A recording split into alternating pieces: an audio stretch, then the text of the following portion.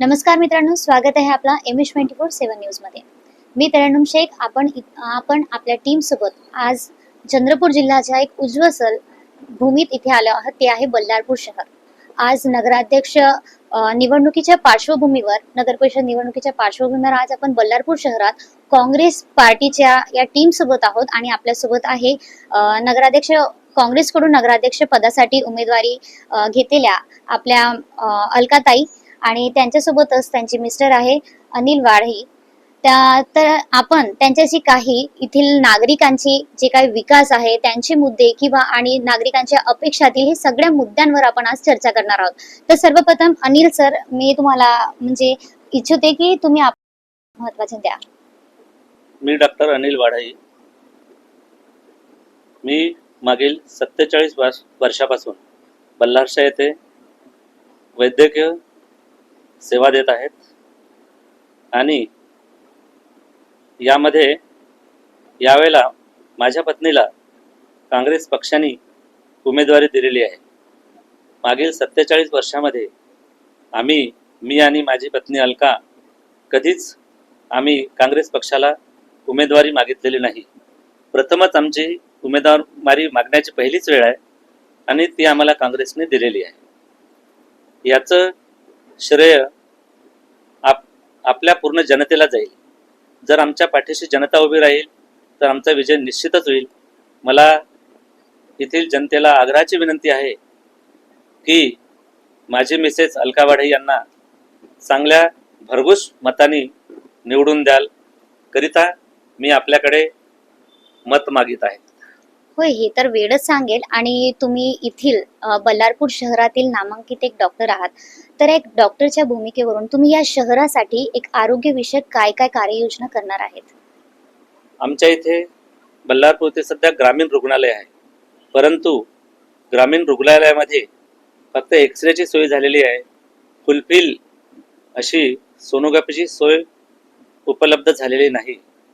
तरी यामध्ये sonography, CT scan, चांगल्या प्रकारे सर्जन, न्यूरोसर्जन याकरिता जिल्हा रुग्णालयाची माझी प्रथम मागणी राहील आणि गरिबाकरता या सुविधा जर इथे उपलब्ध झाल्या तर त्याचा येथील जनतेला भरपूर फायदा होईल आणि ते पण खूप गरजेचं आहे। आणि बल्लारपूर शहरामध्ये एक आधुनिक पद्धतीनं आरोग्य सेवा असणे आवश्यकच आहे, कारण जे सर्वसामान्य जनता आहे त्यांच्यासाठी सगळ्यात महत्त्वाची गोष्ट आहे। सगळे काही अफोर्ड करू शकणार नाही, म्हणजे कोणत्या पद्धतीचे जे ट्रीटमेंट असतात, तर त्यासाठी ही खूप चांगली गोष्ट आहे।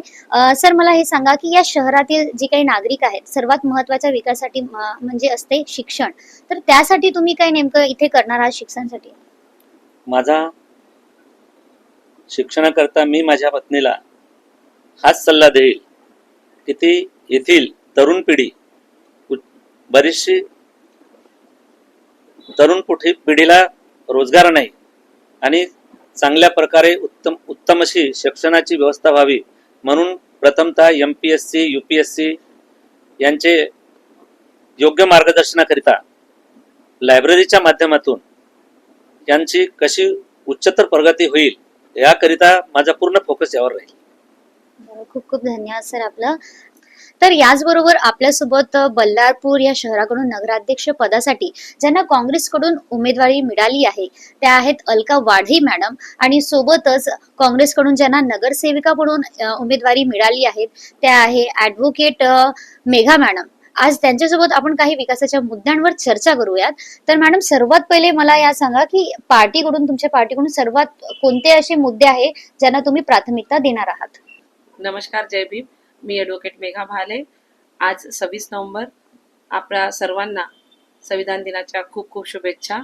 आम्ही काँग्रेसचे मी उमेदवार आणि मॅडम अध्यक्ष मॅडम सुद्धा काँग्रेसच्या नगराध्यक्ष पदाकरिता उमेदवार असल्यामुळे आमचं चिन्ह आहे पंजा, आणि पंजा असल्यामुळे आमचा काँग्रेसचे जे प्रोग्राम आहे तो पंचसूत्री कार्यक्रम राहणार। त्याच्यामध्ये एक शिक्षणाला आम्ही जास्त महत्त्व देऊ, आरोग्य आणि स्वच्छताला जास्त महत्त्व देऊ, रोजगार उपलब्ध करून देण्यासाठी आम्ही जास्त महत्त्व देऊ, पाणी पुरवठ्यांना आम्ही जास्त महत्त्व देणार आहोत। तसेच सरकारी योजना ज्या आहेत त्या प्रत्येक वर्गापर्यंत पोहोचल्या पाहिजे यांना सुद्धा आम्ही जास्त भर देणार आहोत। जसं मॅडमनी म्हटलं की शिक्षण सुद्धा तुमची प्रायोरिटी आहे, तर त्यावेळी त्या शिक्षणाच्या मुद्द्यावर तुम्ही काय करणार आहे? इथे जनजागृती किंवा मग त्याच्या उच्च दर्जाचं शिक्षण येथील नागरिकांना मिळावं, त्यासाठी तुम्ही काय उपाययोजना करणार आहात? नमस्कार, मी अलका निलवाडे नगराध्यक्ष पदासाठी उभी आहे आणि मला पंजाबकडून ती तिकीट मिळाली आहे आणि तसेच मी काँग्रेस पक्षाचे आभारी आहे. आणि मी आता हे शिक्षणासाठी जे 11वी-12वीचे जे मुलं 11वी-12वी झाल्यानंतर जे मुलांना जे मार्गदर्शन लागते त्यासाठी मी मार्गदर्शन केंद्र स्थापन करण्याचा प्रयत्न करते. शिक्षणासाठी तुमचे काय असे विचार आहे की जे इथे झाले पाहिजे? बल्लारपूर नगर परिषद अंतर्गत इथे जे नगर परिषदच्या शाळा होत्या तर 2016 मध्ये डायरेक्ट प्रेसिडेंट म्हणून हरीश शर्मा बीजेपीचे हे निवडून आले. परंतु त्यानंतर नगर परिषदच्या शाळामध्ये स्टुडंटचा ऱ्हास व्हायला लागला, स्टुडंट कमी झाले आणि बहुतेक शाळा बंद सुद्धा झाल्या. त्यांनी एज्युकेशनकडे लक्ष दिलं नाही आणि हे पूर्ण बल्लारशाच्या जनतेला माहित आहे. तर आम्ही जेव्हा येऊ सत्तेमध्ये त्यावेळेस आम्ही प्रयत्न करू की प्रत्येक शाळा ही डिजिटल स्कूल आम्ही बनवण्याचा प्रयत्न करू आणि जे श्रमिक वर्ग आहे, मजूर वर्ग आहे, जे प्रायव्हेट शाळेमध्ये आपल्या मुलांना पाठवू शकत नाही त्यांना आम्ही चांगल्यात चांगलं एज्युकेशन देण्याचा प्रयत्न करू. बरोबर म्हटलं तुम्ही. सगळे प्रायव्हेट शाळा अफोर्ड करू शकत नाही कारण मजूर वर्ग इथे जास्त आहे आणि शिक्षण म्हणजे विकासाचं सगळ्यात महत्त्वाचं म्हणजे शिक्षण हे खूप जास्त इम्पॉर्टंट असतं. पण या व्यतिरिक्त मॅडम आरोग्यासाठी आपण काय करणार आहात? आरोग्यासाठी प्रथम मी इथे उपजिल्हा रुग्णालयाची स्थापना पहिले आणण्याचा प्रयत्न करील आणि त्यासाठी मी इथे आरोग्यासाठी मी स्वच्छता वगैरे सगळं मोहीम चालू करणार आहे. आणि स्वच्छता मोहीम चालू केल्यानंतर महिलांना वगैरे ते जे लेबर क्लास महिला वगैरे राहते त्यांना कसं त्यांना माहित नसते ना काही आपल्या कोणत्या हे करायच्या असत्या सुखसोयी वगैरे, तर ते समजून सांगण्याचा प्रयत्न करीन. आणि त्यांना बाकीचे सगळे कार्यक्रम जे आपल्याला लागते ते जे महिलांना, ज्या गरोदर महिलांना जे टिके राहते ते सगळं लावण्याचा इथून प्रयत्न म्हणजे सरकारी दवाखान्यात मोफत मिळण्याचा प्रयत्न करेल. आणि आपल्या इथे कसं सरकारी दवाखान्यामध्ये इथे चंद्रपूर शिवाय आपल्याला इथे सर्पदंशाचे लसी नाही आहे इथे आपल्या या सरकारी दवाखान्यात. त्यामुळे मी ते सुद्धा प्रयत्न करेन इथे की सर्पदंशाच्या लसी ठेवण्यात याव्या. बरोबर, कारण आरोग्यासाठी लवकरात लवकर एक उपचार जास्त महत्त्वाचं असतं. तुम्ही आरोग्याविषयी काय बोलणार मॅडम? म्हणजे इथे जसं मॅडमनी म्हटलं, इथं ग्रामीण रुग्णालय आहे, एक उपजिल्हा रुग्णालय म्हणून तुम्ही इथे स्थापन करण्याचा प्रयत्न करणार आहात. पण त्या व्यतिरिक्त काही आता आधुनिक पद्धतीचे आरोग्य सेवा असतात वगैरे, त्याविषयी तुम्ही काही करणार का तुमच्या पार्टीवर? आम्ही जर सत्तेत आलो तर बल्लारशा शहरामध्ये जे लेबर वर्ग आहे, गरीब वर्ग आहे, ज्यांना अवेअरनेस नाही, महिलांना खूप सारे आजकाल आपण बघतो की गर्भाशयाचे कॅन्सर, स्तनाचे कॅन्सर हे होत असतात. तर आम्ही प्रत्येक महिन्याला आमच्या पार्टीतर्फे नगर परिषद तर्फे आम्ही प्रत्येक ठिकाणी म्हणजे एका विभागामध्ये आम्ही शिबिर लावू आणि महिलांची चाचणी करू की त्यांना कोणते बिमाऱ्या तर नाही. कारण गरीब महिला ह्या निग्लेक्ट करतात, त्यांना कोणती लक्ष बिमारी देत नाही. आणि लक्ष देत नाही. मग फर्स्ट स्टेजवर जर त्यांना कोणते रोग माहीत झाले किंवा त्यांना झालेली बिमारी माहीत झाली तर त्याचा इलाज होऊ लवकर शकते. recover. म्हणून आम्ही अवेअरनेस कडे जास्त लक्ष देऊ आणि फ्री शिबिर करून चांगले डॉक्टर्स बोलवू आम्ही आणि त्यांच्याकडून त्यांच्या तपासण्या करून घेण्याचा आम्ही आणि त्यांच्या आरोग्याकडे लक्ष देण्याचा आम्ही प्रयत्न करू. बरोबर म्हटलं तुम्ही. खूप काही ज्या मोठ्या बिमाऱ्या असतात, स्पेशली लेडीज याकडे लक्ष देत नाही, स्वतःकडे बिलकुलच लक्ष देत नाही आणि एक अवेअरनेस असली तर त्या व्यतिरिक्त त्यांच्या जे आहे ट्रीटमेंट एक चांगल्या पद्धतीनं लवकरात लवकर ते क्युअर होऊ शकतात. पण मॅडम इथे बल्लारपूर शहरामध्ये काही जे युवा वगैरे आहेत त्यांच्यासाठी रोजगाराची संधी देण्यासाठी तुम्ही काय काय करणार?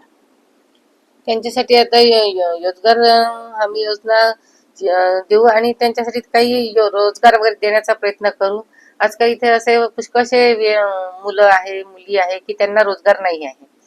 तर त्याच्यामुळे असं छोटे मोठे लघु उद्योगधंदे वगैरे करून त्यांना रोजगार मिळण्याचा प्रयत्न करू आणि घरोघरी लघु उद्योग केलं तरी ते त्यांना रोजगार मिळू शकतात. बरोबर म्हटलं.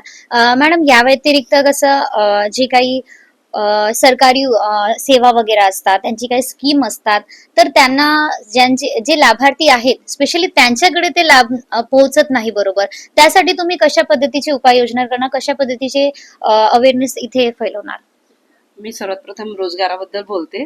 कारण बल्हारशामध्ये बल्हारशा विधानसभाचे जे माननीय सुधीर भाऊ मुनगंटीवार इथले आमदार आहेत, ते आमदार असताना सुद्धा बल्हारशाच्या बाजूला जी हड्डी फॅक्टरी होती, तिथे 600च्या वर रोजगार म्हणजे लेबर होते, त्यांचं घर चालायचं, ती बंद झाली. प्लायवूड फॅक्टरी बंद झाली.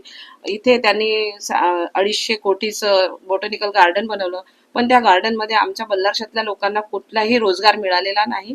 तर त्यांनी एकही MIDC किंवा अशी कोणतीही रोजगार ची योजना बल्हारशामध्ये आणली नाही, बल्हारशा विधानसभात नाही. म्हणून इथे बेरोजगारी वाढली. आणि बीजेपीच्या कार्यकाळात त्या लोकांनी असा कोणताही प्रयत्न सुद्धा केला नाही. तर आम्ही आल्यावर नगर परिषद तर्फे प्रशिक्षण केंद्र स्थापन करण्याचा प्रयत्न करू की ज्यामुळे लोकांना रोजगार मिळेल. आणि तसंच मॅडमनी यापूर्वी सांगितलं की एज्युकेशन 11वी 12वी किंवा ग्रॅज्युएशन झाल्यानंतर उच्च शिक्षणाकरिता जाण्याकरिता आम्ही मार्गदर्शन केंद्र स्थापन करू, ज्यामुळे मुलांना इथून दुसरीकडे जाऊन आपली नोकरी करू शकतील ते, किंवा आपलं उच्च शिक्षण घेऊन मोठ्या पदावर जाऊ शकतील. अशा प्रकारचा आम्ही रोजगार उपलब्ध करून देण्याचा प्रयत्न करू. पण सर्वसामान्य जे जनता आहे, गव्हर्नमेंटची स्कीम काही लोकांपर्यंत पोहोचतच नाही, स्पेशली जे लाभार्थी असतात, तर त्यांच्यासाठी तुम्ही कशा पद्धतीने अवेअरनेस करणार जेणेकरून लाभार्थ्यांपर्यंत ती स्कीम पोहोचली पाहिजे? सरकारी योजना ज्या आहेत, संजय गांधी निराधार योजना, श्रावण बाळ योजना आणि घरकुलच्या योजना, रमाई आवास योजना, शबीर योजना, तर या योजनेअंतर्गत यांचे फर्स्ट टर्म अँड कंडिशन अशी असते की नगर परिषदमध्ये जे BPL ची यादी आहे त्याच्यामध्ये त्यांचं नाव असेल तरच रमाई आवास योजनेचा लाभ मिळतो. तर 2001च्या अगोदरच बल्हारशामध्ये सर्वे झाला होता आणि तेव्हा BPL ची यादी तयार झाली होती. परंतु आता 25 वर्षाच्या काळात बीजेपीच्या सरकारांनी किती लोकांना वाढवलं किंवा त्यांच्या इन्कम मध्ये किती इन्कम वाढली आहे त्यांचा सर्वे अजूनपर्यंत झाला नाही. कोण BPL मध्ये आहे हे याच्या आता माहित नाही. तर सर्वात प्रथम आम्ही प्रयत्न करू की आमचा BPLचा सर्वे झाला पाहिजे आणि जे खरेखुरे BPL म्हणजे लाभार्थी आहेत त्या लाभार्थ्यांना ह्या सरकारी योजनेचा फायदा मिळाला पाहिजे. परत आम्ही आमच्यातर्फे आमचे व्हॉलेंटियर्स लावून आम्ही प्रत्येक वार्डामध्ये प्रयत्न करू की कोण याच्यात लाभार्थी आहे त्यांचं नाव घेऊन त्यांना त्या योजनेचा लाभ देण्याचा प्रयत्न करू. आता आरोग्य म्हटलं तर सर्वात महत्वाचं असते हायजीन. आणि जसा तुमच्या म्हणजे इथे बल्लारपूर शहरामध्ये हायजीनकडे पण लक्ष देणे पण हा एक तुमचा मुद्दा होता, जे सुरुवातीला तुम्ही सांगितलं आहे. तर या हायजीनवर, या स्वच्छतेवर या शहरासाठी तुम्ही काय उपाययोजना करणार आहात? कशा पद्धतीने इथे स्वच्छतेसाठी तुम्ही अवेअरनेस करणार? इथे सरकारी दवाखान्यामध्ये स्वच्छता वगैरे करण्यासाठी मी स्वच्छता कामगार जास्तीचे लावेन आणि बाकी ते जे पट्टीचे जे कपडे वगैरे राहते ते इंजेक्शन ते डिकंपोस्ट करून त्या मशीन मध्ये टाकून मग ते डिकंपोस्ट करून टाकतात ते, आणि ते एक प्रकार हे करीन. आणि बाकीचे जे आहे की जे दवाखान्यामध्ये जे घाण वगैरे राहते ती, तर त्याच्यासाठी एक जास्तीचे नोकर लावून तिथे साफसफाईचे प्रयत्न जास्त करीन. आणि शहरामध्ये एक स्वच्छ शहर बनावं यासाठी तुम्ही काय उपाययोजना करणार स्वच्छतेसाठी? स्वच्छ शहरासाठी मी असं योजना आहे की प्रत्येक घरासमोर जे कचरा कुंडी, म्हणजे कचरा तर सगळ्यांचा कचरा घरात राहते, पण लोक काय करतात थोडस असं कुरकुरे खातात, निष्काळजीपणा करतात, म्हणजे आपल्याच शहरातले लोक घाण करून ठेवतात. तर ते त्यांना सगळ्यांना सांगेन की कचरा बाहेर टाकू नका, कचरेवाला येतच आहे, तुम्ही जमा करून ठेवा आणि त्याच्यामध्ये कचरा टाका सगळे, त्याच्यामुळे घाण वाढणार नाही ना शहरामध्ये. त्याच्यामुळे कारण लोक पुष्कळसे घाण करून ठेवतात, जे कुठे ते खरे खाऊन पिचकाऱ्या म्हणजे सरकारी क्षेत्रामध्ये तर जास्तच पिचकाऱ्या मारून राहते. तर तसे त्यांनी इथे हे द्यायला पाहिजे आणि पुन्हा त्यांना हे म्हणायला पाहिजे की ते थुकू नका बापा, याच्यामध्ये त्यांना हे करण्यात येईल, दंड ठोकण्यात येईल. आता तुम्ही नगरसेविका पदासाठी आहेत मॅडम, तर स्वच्छता म्हणून तुमच्या प्रभागात तुम्ही काय अवेअरनेस करणार? स्वच्छता म्हणून मी आमच्या प्रभागातच नाही तर पूर्ण शहरामध्ये काँग्रेस पार्टी नाल्याची साफसफाई, छोटे छोटे नाल्या आहेत Especially पावसाळ्यात हा खूप जास्त पावसाळ्यामध्ये त्यांची साफसफाईकडे जास्त लक्ष देण्यात येणार आणि मच्छर डेंग्यूचे प्रादुर्भाव झाला नाही पाहिजे याच्याकरता फवारणी. आणि आम्ही प्रत्येक वार्डामध्ये प्रत्येकांना असं प्रयत्न करू अवेअरनेसचा की तुम्ही तुमच्या घरामध्ये जे कूलरमध्ये पाणी आहे किंवा डबक्यामध्ये पाणी साचून असते ज्याच्यामध्ये डेंग्यूचे मच्छर पैदा होतात आणि त्याच्यामुळे डेंग्यूचा प्रादुर्भाव होते तर ते तुम्ही एक दिवस कोरडा दिवस म्हणून पाळा. स्वच्छ आपलं घर ठेवा आणि गावामध्ये जे कचरा वगैरे असते त्याच्यासाठी कचरा स्वच्छता साफसफाई अभियान आम्ही सुरू ठेवणार. प्रत्येक शहरात म्हणजे प्रत्येक गल्लीत प्रत्येक रोडवर कचरा नसणार याची आम्ही काळजी घेऊ आणि स्वच्छ बल्लारशा सुंदर बल्लारशा बनवण्याचा प्रयत्न करू. मॅडम, या शहरामध्ये पाणी पुरवठ्याबद्दल जे काही प्रश्न आहे, जे काही समस्या आहे, त्यावर तुम्ही काय उपाययोजना करणार आहात? मी आता घरोघरी प्रचारासाठी गेली असताना काही ठिकाणी पाण्याचा पुरवठा होत नाही आहे. त्यासाठी मी प्राधिकरणाच्या माध्यमातून अतिरिक्त पाणी पुरवठ्याची सोय करेन आणि घरोघरी स्वच्छ पाणी पोहोचवण्याचा प्रयत्न करेन. पाणी पुरवठ्यासाठी आपलं काय मत आहे मॅडम? पाणी पुरवठ्यासाठी आम्ही जेव्हा काँग्रेसची सत्ता होती त्यावेळेस एस्ट्राचे बोरिंग्स होत्या आणि बोरिंगचे कनेक्शन होते नगर परिषदद्वारे. ते बीजेपीच्या सत्ता आल्यानंतर बंद झाले.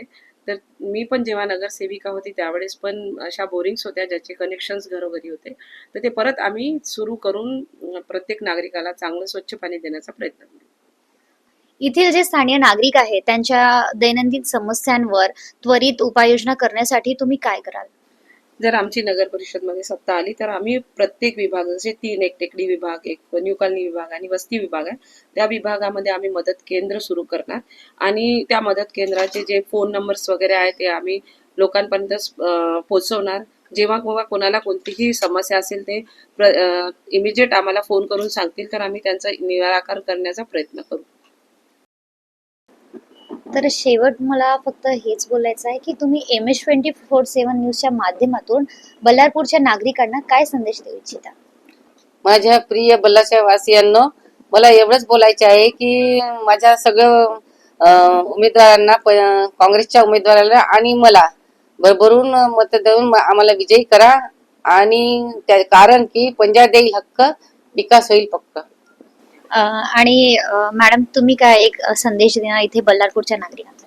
सबसे पहले तो मैं MH24 चैनल का बहुत बहुत शुक्रिया अदा करती हूँ कि आप लोग यहाँ पर आए और हमारी समस्याओं को नागरिक तक पहुँचाने के लिए जो प्रयत्न किया उसके लिए आपका कांग्रेस पार्टी की तरफ से बहुत बहुत धन्यवाद. और मैं अपने बल्लारपुर वासियों से यही कहना चाहती हूँ कि रोजगार शिक्षा का साथ और कांग्रेस लाएगी कुछ बल्लारशाह वासियों के लिए नई बात. और 2 शब्द सबके लिए कि पंजा है निशानी उसे भूल न जाना. पंजा है निशानी, आप सब लोग उसे भूल न जाना. इस बार कांग्रेस को ही अपने दिल में बसाना और हमें सभी को जीत कर लाना. तर खूप खूप धन्यवाद मॅडम आपल्या दोघांचा आणि तुमच्या दोघांना पण पुढील वाटचालीसाठी खूप खूप शुभेच्छा. आणि MH24/7 न्यूज कडून पण पुन्हा एकदा संविधान दिनाच्या हार्दिक शुभेच्छा. पुन्हा भेटूया नवीन चर्चासत्रासोबत. नमस्कार. धन्यवाद.